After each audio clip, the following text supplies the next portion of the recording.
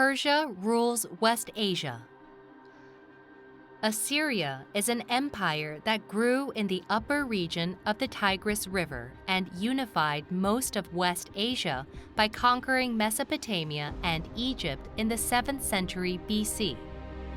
The Assyrians imposed heavy taxes on the people they conquered and subjected them to severe punishments.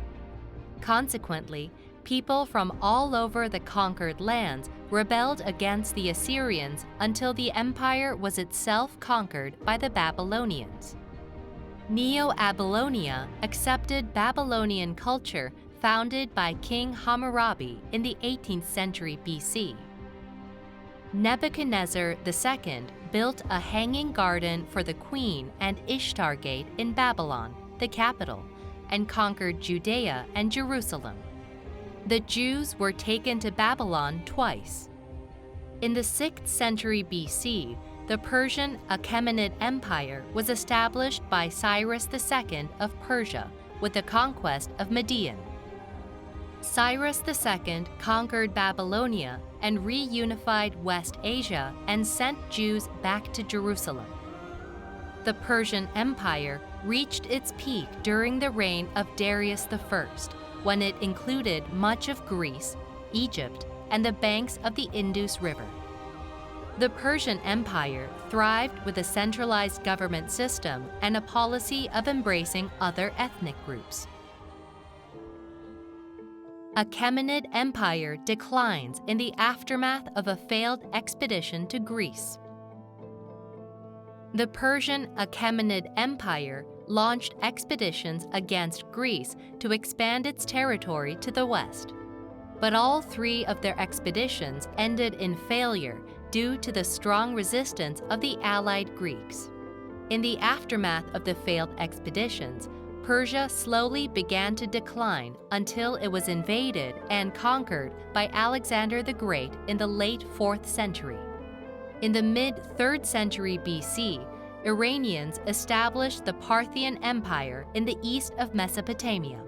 Positioned between the Chinese Han Empire and the Roman Empire, the Parthians enjoyed prosperity through intermediate trade between East and West. However, the empire was overthrown by the Sasanian Empire, who dreamt of re-establishing the Persian Empire. The Sasanian Empire also enjoyed prosperity through intermediate trade and even competed with the Roman Empire. Why did the Persian Empire last for over 200 years? The Persian Empire implemented a strong centralized government system. The entire country was divided into 20 provinces, and governors and inspectors were sent to monitor each one. In addition, currency and weights and measures were standardized to facilitate exchanges between regions. Roads were constructed to connect major regions across the countries, and postal stations, which served as transportation and communication institutions, were reorganized to deliver orders quickly to local areas. When the conquered people paid a fixed tax, their religion, customs, and language were respected. Persia develops internationalized culture. Persia was able to develop an internationalized culture because it accepted the diverse cultures of Babylonia, Assyria, and Egypt, as well as Greece, as testified to by the remains of its royal palace discovered in Persepolis, the capital of Persia during the Achaemenid Empire. Persians also left a great deal of elaborate artwork of animals, such as lions and birds, because they utilized advanced gold and silver crafting techniques. During the Sasanian Empire, they made a large number of silver and glass bowls, which were introduced to the Byzantine Empire as well as China, Korea, and Japan. What are the characteristics of Persian culture? Persian culture has an international character by actively accepting the customs and cultures of other countries. At the entrance to Persepolis Palace, you can see bull body statues of Assyrian style, the lotus patterns of Egyptian style, and the vertical lines of columns influenced by Greek architecture. Foreign envoys are carved in the reliefs of the palace. Also in Persia, many golden crafts decorated with lions and other animals were created. These show the universal Persian art style that absorbed the culture of the surrounding area. Zoroastrianism influences various religions. Beginning in the 6th century BC, the Persians believed in the Zoroastrianism founded by the prophet Zoroaster, Zarathustra. The kings of Persia claimed their power was bestowed upon them by the supreme god Ahura Mazda.